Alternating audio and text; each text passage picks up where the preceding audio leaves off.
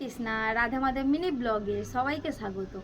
আমরা সবাই জানি ভগবান জড়জগৎ সৃষ্টি করেছে, উনি হচ্ছেন সৃষ্টিকর্তা। কিন্তু কেন সৃষ্টি করেছে সেটা কি আমরা জানি? সেটা আমরা জানি না অনেকেই। এই জড়জগৎ হচ্ছে সমস্ত চিন্ময় সৃষ্টির একাংশে অবস্থিত ক্ষুদ্র কারাগার সদৃশ্য।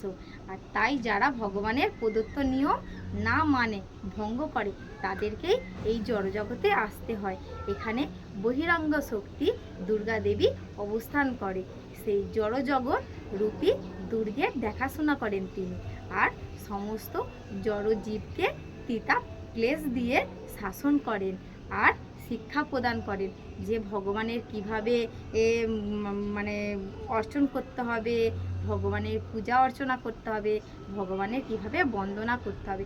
কারণ যিনি হচ্ছেন এই জড়জগতের মালিক, যিনি সৃষ্টিকর্তা, ওনাকে তো আগেই সন্তুষ্ট করতে হবে, ওনার আগেই বন্দনা করতে হবে। হরে কৃষ্ণ।